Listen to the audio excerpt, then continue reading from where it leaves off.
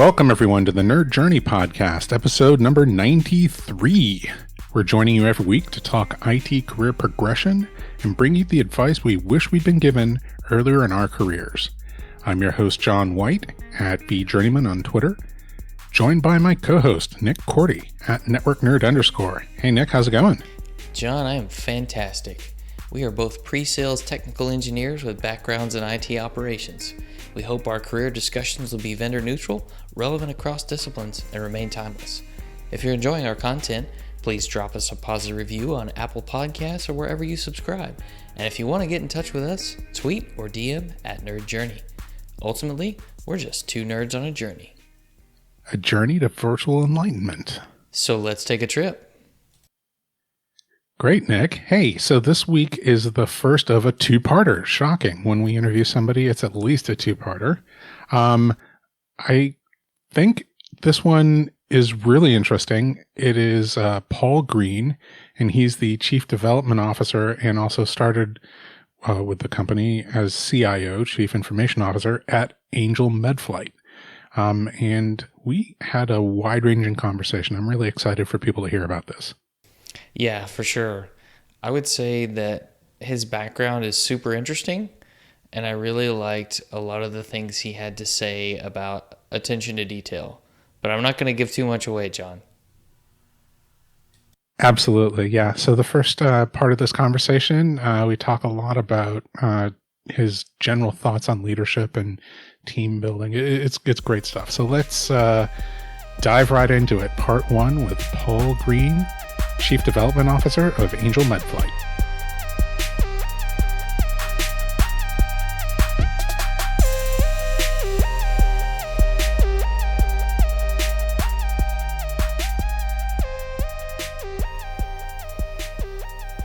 Paul Green, thanks for joining us on the Nerd Journey Podcast. How you guys doing tonight? Doing really well. Maybe you can introduce yourself and tell us what it is that you do.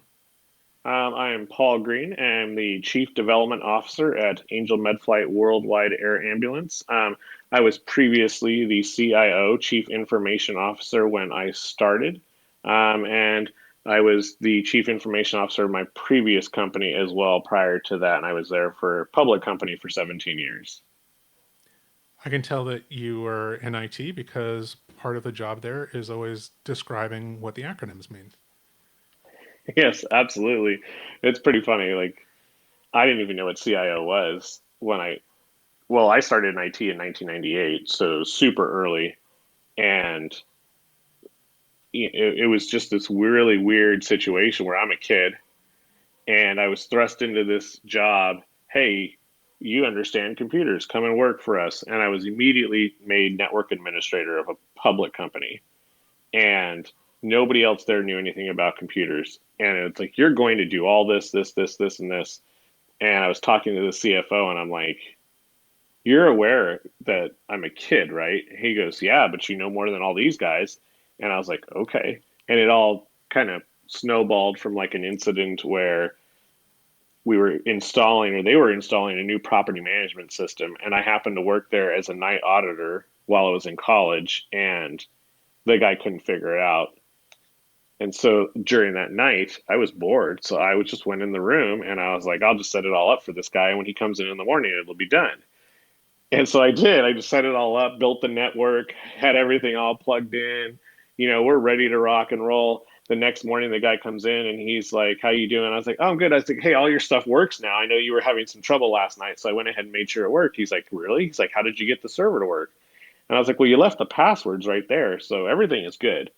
And then it was all this old Dell Optiplex hardware. And I don't know if you guys know much about like Dell in the late 90s, but they had the worst motherboards ever. And then they didn't come with network cards.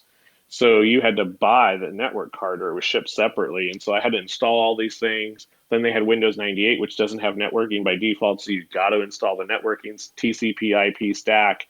And it's like this whole nightmare. And I was like, now people, like, I joke about it all the time. I'm like, I can now install an entire network by doing nothing essentially nowadays versus back then.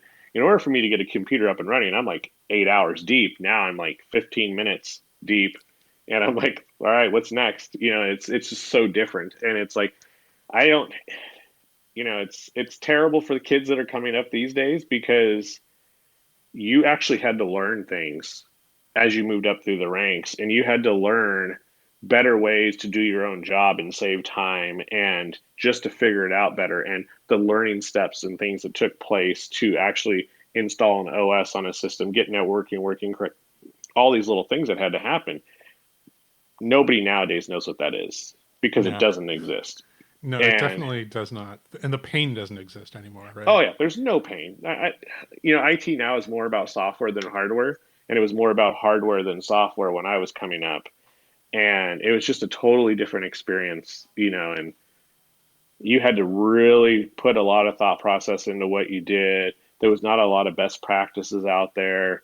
There was no good right way or wrong way to build a network. It's however someone figured it out, and then somebody might have done it better than somebody else, and you were kind of like, okay. But now it's very different.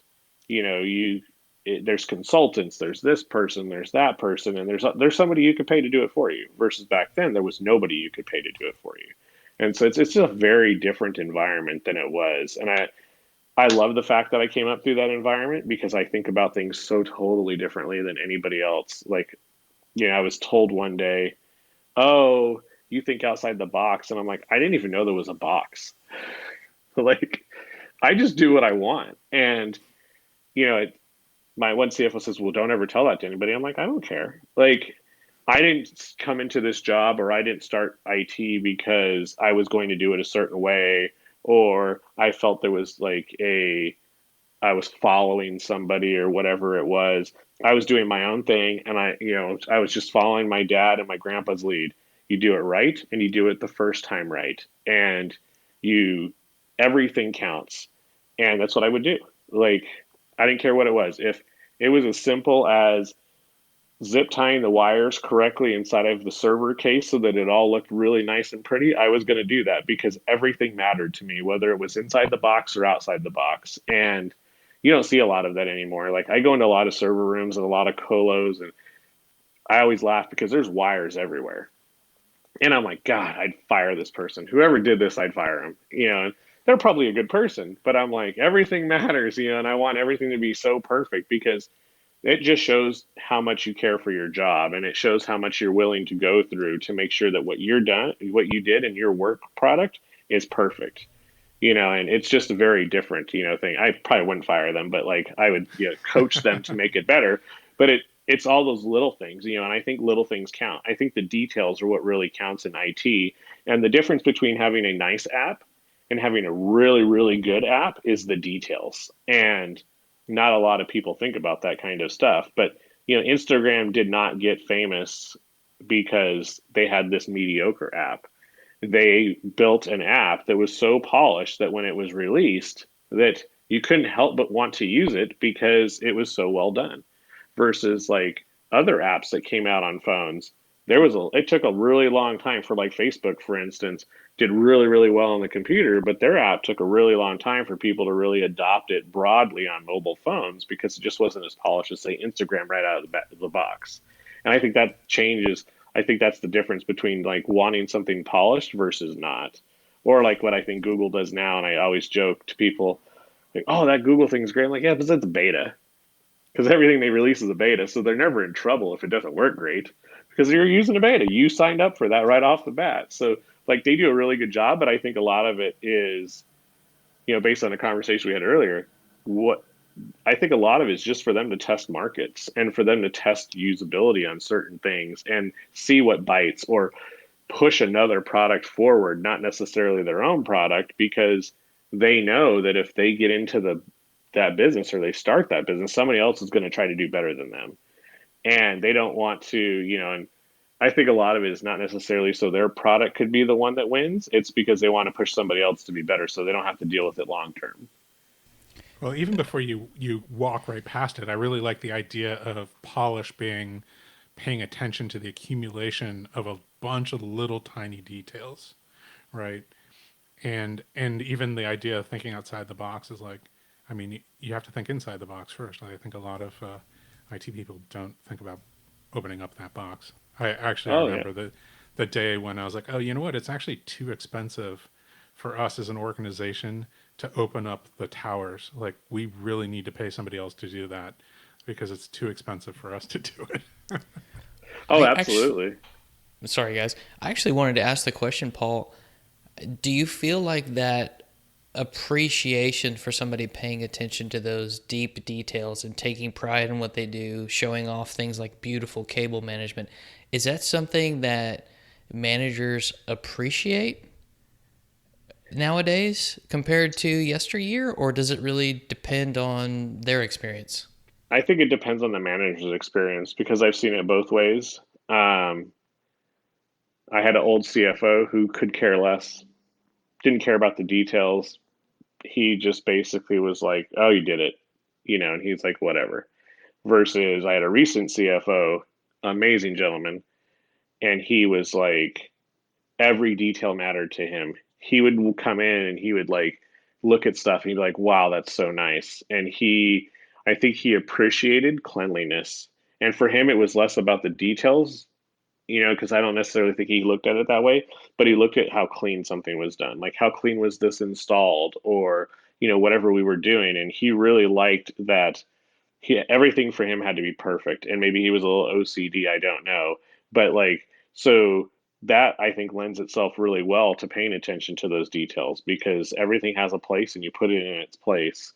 Um, but not all managers are like that. But in my years in IT, I've seen the entire spectrum of management kind of come and go, and I don't necessarily. I'm a very different kind of manager in the sense that if I'm not willing to do it myself, I should never have to ask you as an employee to do it. And to me, I work with you as a colleague and not you are not my subordinate in the sense that I'm not going to get dirty with you in the weeds, or I'm not going to sit here for 5 hours and figure out how to figure this out with you. You have to be willing to work alongside every single one of your staff members to get anything done that needs to be done.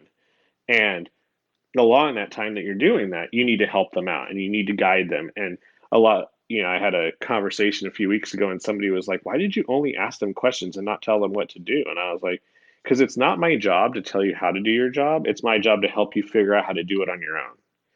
And so I was asking a lot of really good questions, and some of the stuff was like it might have seemed way off base to somebody who was just listening, but I was trying to get them in the right mindset to think about what they were doing and how they were going to resolve that issue.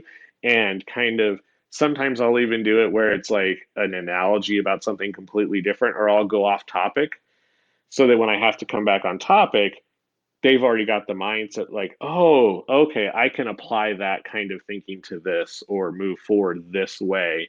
Because you don't always everybody learns differently, and I think a lot of it is how do you interact with that staff member and paying attention to how they understand things and paying attention how they learn. I do a lot of lunches with people.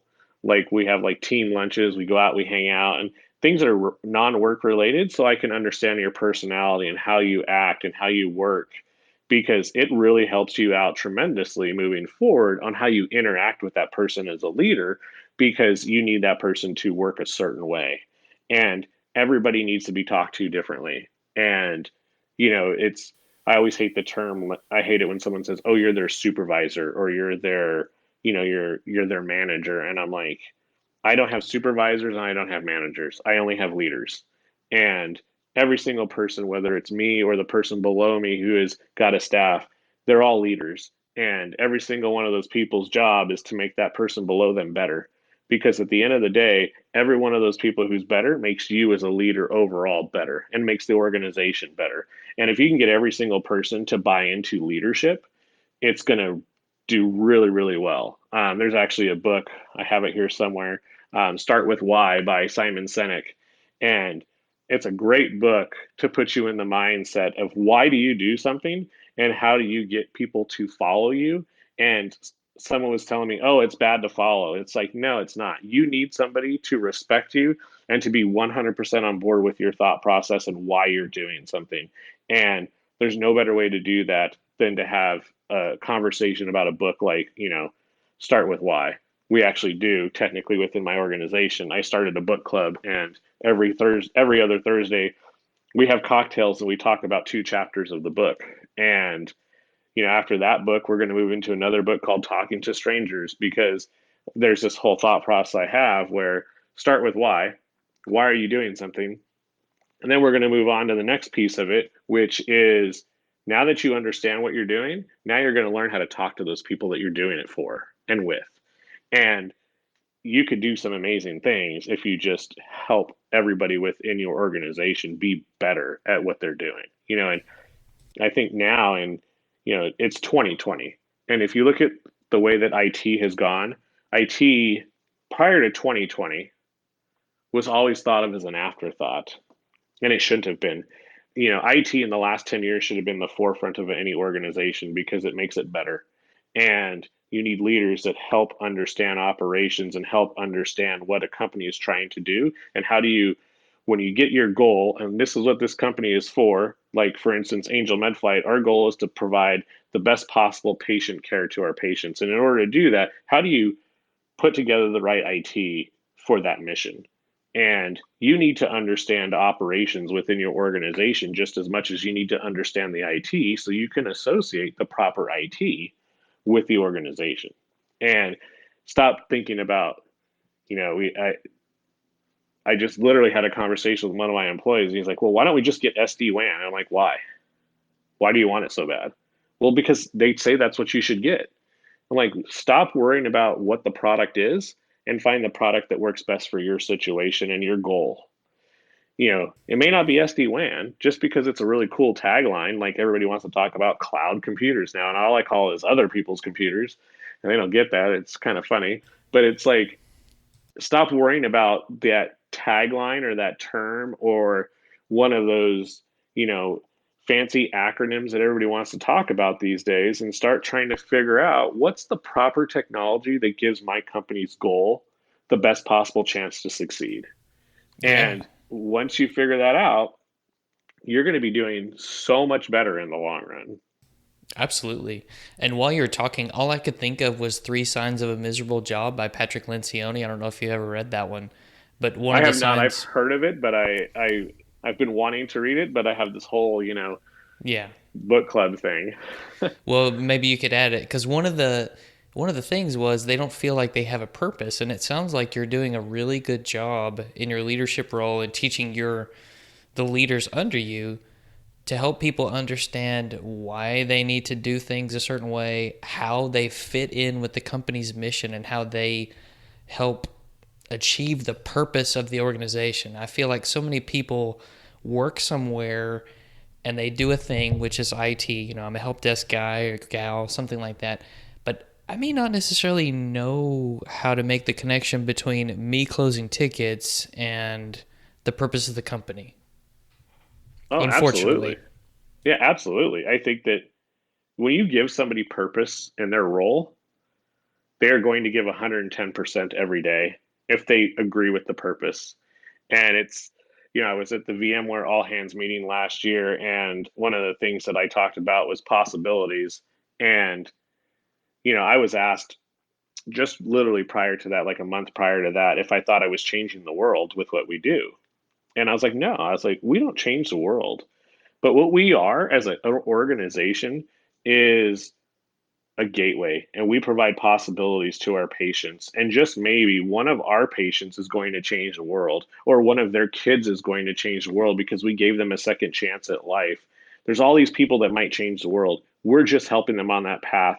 And in turn, that's what the VMware employees and staff do, is they're building products that we as Angel MedFlight use that allow us to save people's lives and change their outcome. And then one of those people might change the world. So by default, you're not just some company who's making a software product or making some kind of really fancy underlaying architecture that's mind blowing to people if you really start getting into the weeds of how it works.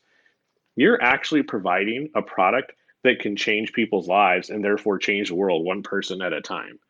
And I try to instill that in all of my employees, is that what you do is not just IT, and what you do is not just bringing up a workstation and giving it to that new employee, doing an onboarding process. What you're doing is the fundamental underlying reason why Angel Medflight can do what it does, which is change people's lives. And the better you are at your job, the better those people who are directly touching the patients can be at their job. And the better they are at their job, the better chance that patient has at the best possible outcome.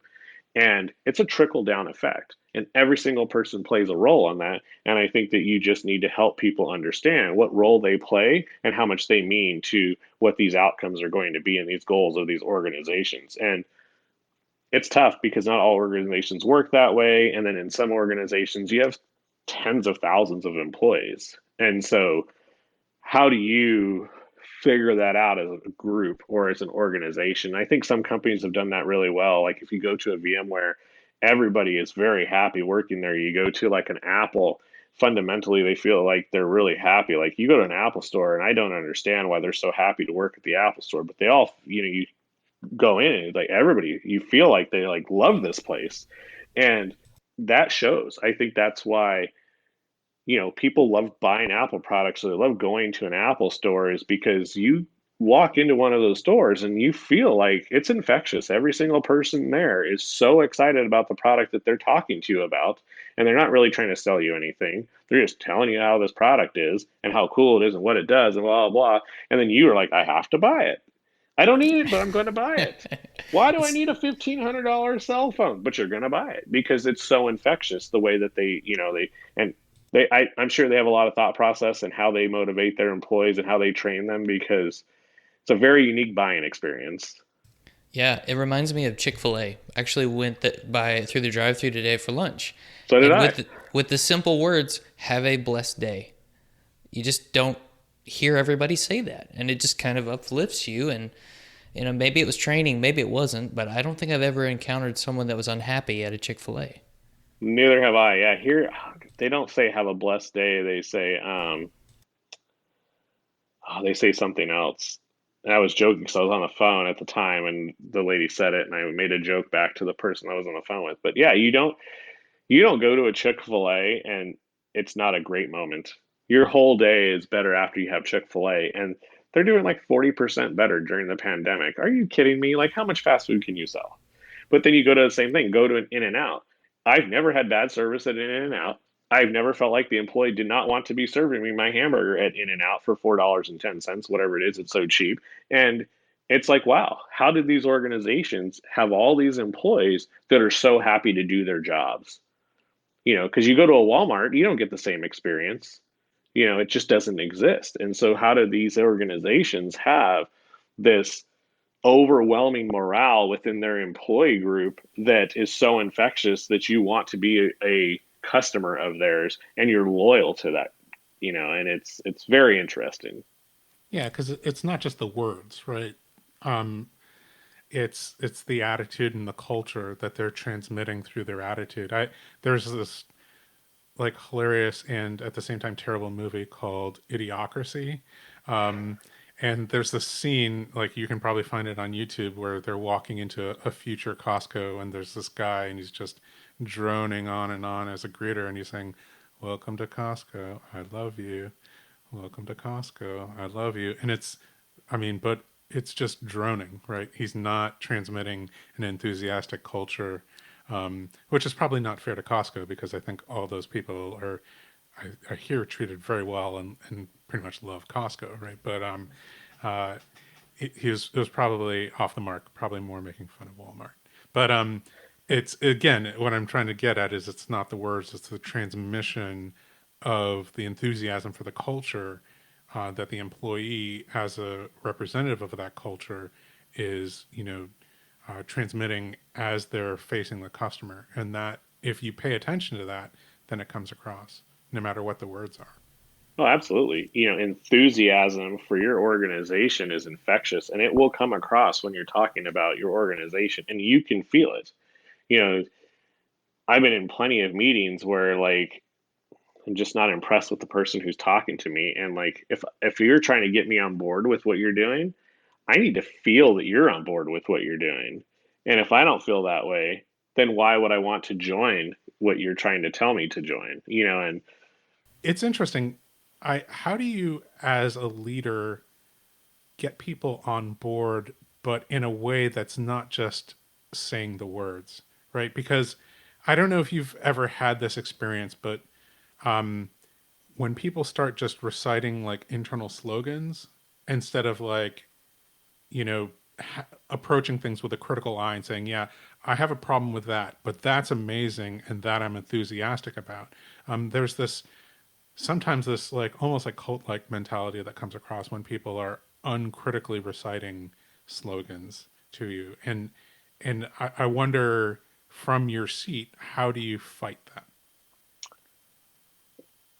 I don't really use any company slogans. I mean, I do, but I also make some up. So, um, it's, I always tell people, don't tell somebody how to do something, show them. And you need to show people what a company means to you so they can feel the same way and or understand what you feel and then interpret that the way that they want so they can be on board. And I just do what I do, and then I talk to people a certain way. I try to relate everything to that individual person a lot of the times. And, I had a conversation like this probably like 2 years ago, and our COO at the time was like, has any one of your employees ever told you no? And I'm like, what do you mean? It's like I get told no all the time. He's no, but seriously, he's like, do they ever say no? Like they won't do something? And he's like, if you ask so and so to go do this, would they do it for you? And I'm like, oh yeah, they do it. They wouldn't even question me because you have to build that rapport and that trust relationship with your staff and your team so that when you ask them to do something, they don't need to question you because they know that what you're saying and what you want done is the right thing to do because you've shown them over time that you're not going to lead them down the wrong path and they're just going to do it. And I had to really sit back and think for a while when he asked. I was like, I don't know that anybody has ever told me no since I couldn't even tell you. I mean, it's been so long that I have no idea. I can't even remember a single time that I was told no. But I've always been, since the day I got my first job, super gung ho about it.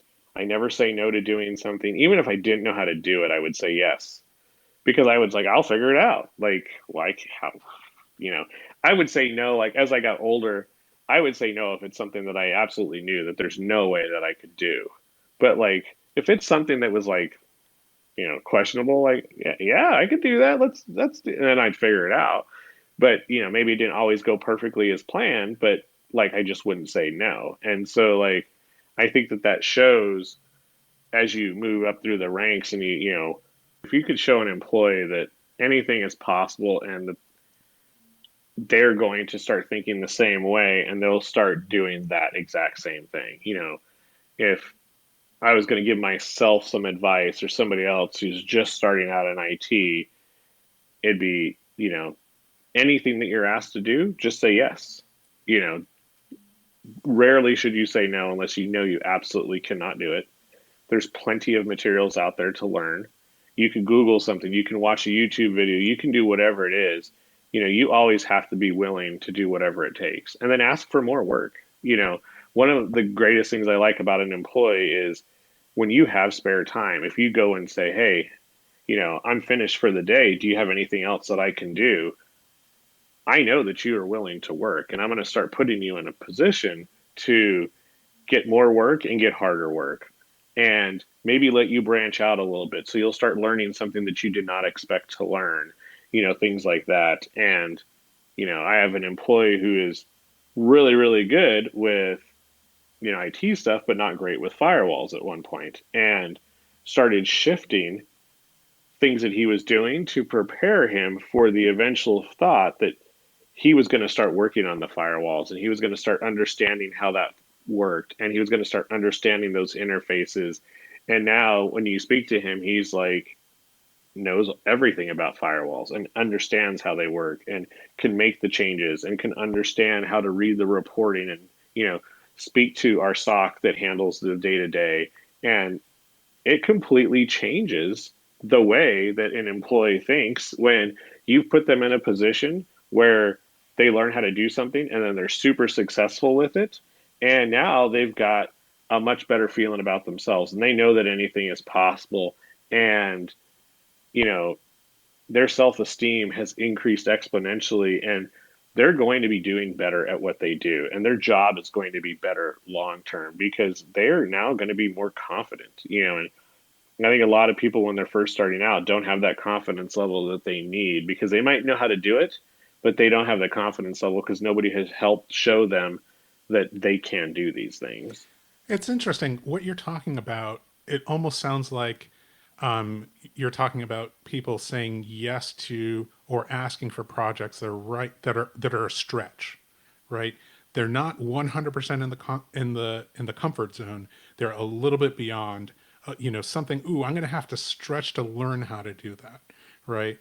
But then it also sounds like you're talking about on the other side, a leader needs to have that candid conversation. Hey, I know this is going to be a stretch for you, and that's okay. Oh, absolutely. And always set your employee up for success. If you feel like this is a really big stretch, you should say something. If you don't think it's a really big stretch, just kind of set them up like, hey, I know you can do this. Let's go make this happen. If you need a little bit of help, come and ask me, and, kind of guide them down a path, but don't make it obvious like, oh, I don't know if you can do this. But if it's something where it's like, that's a really big stretch for this person, I kind of cheat a little bit in the sense that like I'll give them little projects leading up to what I think ultimately will be this big stretch to get them in the thought process and the mindset that they're not going to be so it's not going to be so daunting for them to undertake. And there's so many different ways you can do that. Like I have you know, actually I won't even get into that, but you could do different things where you could really set somebody up for success down a path by just showing them, by giving them projects that they can be really successful at. And it doesn't matter how big or small the project is, you just have to show that person that they can be successful. And then those projects can get bigger and bigger and bigger as time goes on. Now, do you see some of those qualities in these people during the interview process that you can then put to work to give them stretch goals, or is it only through allowing them to get their feet wet, being onboarded at the company, and really doing some of the work before you can make that determination as to whether they're really going to stretch? It's a combination of both. Sometimes people do surprise you. But like at this point, I've been hiring people for so long. I couldn't tell you how many people I've hired or fired. It's some obscene number at this point. Um, but during that hiring process, I'm always looking for somebody who answers questions a certain way because I want to know that they're willing to give 110%, that they're willing to kind of get out of their comfort zone. I ask a lot of like really outlandish questions, and sometimes they may not even be related to IT because I don't need an IT answer. I need a real world answer. What would you do in this situation to see if they can think outside of the box, to see what their thought process is? You know, a lot of times, people are looking for education when they're hiring somebody. I'm not looking for education. I'm looking for your thought process. I'm looking for your attitude. I'm looking for your mindset. I need to know if you're going to fit with my team. And if you're going to fit with my team, then I know you're going to be good at your job, regardless of what your degree is and what college you went to. Because now I've built a team, and a team is better than one person. And I'm going to look for the person who best fits with my team. It's just like any other team that you assemble. Um, there's a movie out there about the Oakland A's, Moneyball, where they started looking for the right players based on analytics and how they would fit with the team. They assembled a team for the smallest amount of money ever in the history of the Major League Baseball. I don't even know if that's true, but there was a very small amount of money that they assembled this team. And once they assembled that team, they went on to dominate baseball for the next 2 years, and they had the lowest payroll or something like that in baseball at the time. And that's how you build the team. You don't need to have the highest draft pick because that's not who makes your team better necessarily. It might have been the 199th draft pick, like a Tom Brady, that makes your team better. It's a proven fact. And it's how are you going to integrate that new team member into your team to make your team the best that it can be? You know, and even looking outside of IT for people, It doesn't always have to be an IT person to come in because it depends on what their role is going to be. It might be an IT function, but their role is not necessarily IT. And so you can look outside of that, especially like with help desk and, things of that nature. Like all too often I see people are like, well, you have to have this. And I'm like, they're just help desk. I need somebody who can talk to somebody properly, who can communicate really, really well. I need somebody who can, describe the thought process of what they're trying to help out with because it's easier. If the person's too IT, they don't have good communication skills generally, and you're looking for a better communicator and less an IT person when you're looking for help desk. And it depends on the help desk position, obviously, but like, you got to look at all those different roles and then find the right fit for that role. So like, you don't always have to, go get that IT person to do the job when a really good communicator would actually probably be better at the job. That's interesting. You're talking about kind of skills fit for a role as opposed to like kind of a traditional like background, like or I guess it harkens back to what you were saying earlier about like maybe like job history or degree or college, which is more of like a filter function, right? And Correct. instead of finding somebody who can actually do the job, which might be harder. Yeah, absolutely. Like, perfect example is my lead developer and the guy who is responsible for building the app that we have, which is called Medlog 2. It is a very next generation app that does medical record charting on an iPad. And, this whole architecture and design and layout and everything, they're like, this is what I want to build. And we were told no by a bunch of people. And he's like, I can do it. He is a Marine. He was the lead mechanic and or corpsman on a helicopter in the Marines. He was on a boat. He did that for 4 years, and he is now a developer. And if you were straight up just looking at programming, you would be like, oh, okay, I'm not going to hire this guy. But when you start looking at all of his job history and what he had to do, he had to think outside the box. He had to work on something in an environment that was not necessarily the perfect environment. He's on a ship in the middle of the ocean somewhere and he's got to fix a helicopter. Well, his thought process is going to be very different than somebody who's used to sitting in a cushy air conditioned office all day and doing the same, doing their job. So you look at that person's job history and where they come from, and they're going to deliver you a product that's leaps and bounds better than that person who's only done the same job for their entire career because their thought process is so completely different. My team is made up of somebody who worked at Best Buy and in IT and is big into fish tanks, and we have another gentleman who came from the credit card industry in help desk position and Salesforce. And then we have our developer who is a former Marine. And you put all of those people together and you have this, it's almost like building a group of superheroes because they all come from different walks of life. They all have a different thought process to what they do, but they gel so well together that their end product and their work product is like nothing else anybody else is going to deliver because it's such a unique group. And so therefore it delivers these really unique outcomes.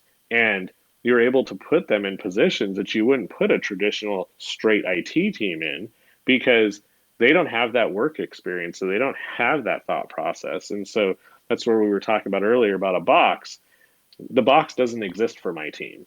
You know, it's here's what we want to go for. Here's our goal. Let's figure out how to get there. And then we just do it, whatever that is. And, I think that that's really key to when you're assembling your team is finding all those pieces that fit together really, really well because you know what you have in your mind of how you want that team to operate. Yeah, all I could think of was the book Range by David Epstein. I don't know if you've ever read that one, but he talks about how generalists with different experiences, different job experiences, just like what you described, actually become better specialists in the long run than someone who's specialized early. And he starts off by comparing Tiger Woods to Roger Federer, and he gives all these different examples. It's one of the best books I've ever read. Highly recommend it. I'll have to look it up. But I love books like that. But it sounds like you've built a team of generalists with a wide range of experience that have become very good specialists. Absolutely. And that's key, is because if you start out, like, let's say you start out in computer security and you went to college for computer security, you got out of college and you were in computer security, and the only thing you've ever done is computer security. You're not good at your job. You might be okay at your job and you might have excelled from a book perspective, but get somebody who's seen a whole bunch of things firsthand, who's seen, started out on the help desk and saw the dumb things that the employees did and understood what they did when they were online, or understood how they operated in different scenarios. And then maybe they moved on to a different department and they worked a little bit of help desk. And now you've got this really well-rounded person who understands more about the people. So when they come into security, they're looking at it a different way, because security is not as straightforward as people want it to think that it is. It's not just, ones and zeros, and it's not just as easy as getting antivirus. It's about understanding people and how they operate and what they do. And, we've instituted some really unique password requirements, and we did that based on understanding how our employees operate and the passwords that they were picking, because we needed to offset what they were doing to make it more secure. And so a lot of it is, you got to have people that can really read and understand people. I think a really good security specialist has to have a very well-rounded background, because things are so different, and I've always wondered, like, how does the CIA or FBI hire those people that they have, as they call them, analysts? And it's not going to be the best book smart person. It's not. They're, during that interview process, they have to be looking for very specific, certain kinds of people to fit in those roles, because you're not going to get this really super book smart person, because it's not going to be that straightforward. It's going to be so all over the board. Like, how do they interview for that? Like, how do they pick those people that when you watch a movie, it's like, wow, this is really cool. Like, how do they get that person? Because it has to exist in real life, because you couldn't have just made that up that easily. There's got to be some kind of real employee somewhere that they've based this off of. Well, I think Who needs to be on the show? Yeah, that would be a great interview. It would. I always wonder, I think something you said there about, the real life experience and how people actually act, there's this, I think it sparked this thought of economic thinking, and the idea that economists had for a long, long time, that people act in their like enlightened, like self-interest, like their best self-interest. And then this kind of breakthrough in thought where they're like, oh wait, no, people don't always do the thing that's best for them in the short, medium, or even long term, right? Certainly not in the long term. Like, sometimes people are doing things, for their short term best interest that are going to undermine their long term, best interest. But a lot of times people don't even do things in the short term that are, that are good for them, Oh yeah, especially based on age group. I made a lot of really poor decisions when I was a kid, in my early 20s. But I think everybody does, especially when you're in college. And then you look back on it and you're like, oh, could have done that differently. Like, even now, like, I'm 43. I have a race car that costs way more money than it should. I could have bought a freaking Ferrari by now. And it's probably really, really bad for my retirement. But I'm having such a great time building and racing it that I wouldn't change it for the world. And so, like, I think it all depends on what you want your life outcome to be, based on what those decisions you're going to make, moving forward. And, like, everybody does their own thing in a very interesting way, especially these days. I see stuff and I'm like, oh, that's interesting. But, people got to live their lives the way that, on their own terms. And, I think that, from a business perspective, from, like, if you're a leader right now, I think you should be setting up your employees for long-term success. And, one of the things that I was told very early on by one of my CFOs is I wanted to do a lot of training.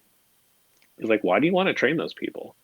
He's like, we don't do that. And I'm like, why don't we do that? He's like, we don't do that. We don't make people better so they can go work for somebody else. And I was like, what? Why not? Like, they're still working for us. Like, if we want to be better as a company, we need these people to be the best that they can be because the outcome for us is going to be better. Yeah, sure, some people are going to leave and move on, but that happens everywhere. Like, you can't stop that. Like, are you trying to prevent the way that the world's been working for the last 2,000 plus years or whatever it is? Crazy, like, that's just silly to me. Like, set people up for success, because if you have an employee that you've trained and you've put on the path for success to get them to where you want to be because they love their job and where they're at, they're going to make you as a company more successful. Yeah, sure, they might leave eventually, but you're going to get the best out of them while they're there. And I would rather get the best out of you while you're working for me than not, because now you're just this mediocre employee that's going to give me mediocre results. Why do I want that? I want that mediocre employee who starts, but we've helped them grow to be the best employee that they can be, and then they can be the best employee for us and themselves moving forward until they decide to move on and go do whatever they're going to do, because that's going to be infectious. That employee is then in turn going to make another employee be like, wow, I need to be better because they're better and they're doing better, and it's going to multiply. It's going to be infectious to the whole team. And if everybody has got that same thought process and everybody is somewhat competing against each other to be better, your organization is going to be better. And yeah, you're going to lose some people. It happens. I mean, look at you, John. You went on to Google. You left the greatest company in the United States of America right now, probably. I don't know. I'm not the U.S. News and World Report ranking these companies these days, but you're going to move on. But like, hopefully somebody during that time that you were at your previous company put you on a path that really set you up for success. And then it was your terms when you moved on to somebody else and not because of somebody else's terms. And I can tell you, he definitely made somebody better while he was at VMware. Let's see, there you go. I mean, and that's what it's all about, and helping people out on their path to success will help you out as a leader too. I mean, it's infectious. Like, one of my favorite things is watching people grow and watching them do big things, because it's exciting. I mean, especially when you're like, wow, I didn't think that person had that in them.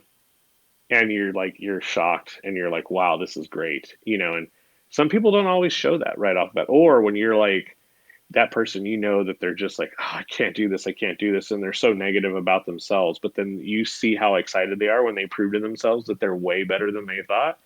I think that's probably my favorite, is like when you really get somebody who doesn't think that they can be all they can be, and then they are, and it's like, wow, look at that. Look at what you're doing. Look at what you've done for us and yourself.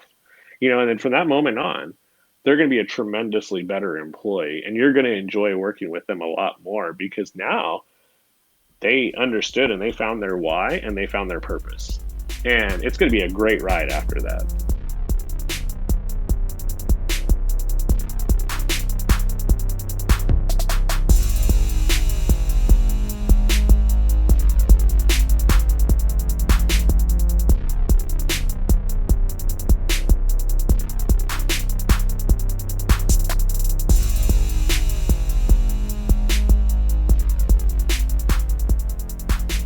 Tell you, John, that episode made me think twice about calling someone a manager or supervisor. Maybe we should just refer to them as leaders.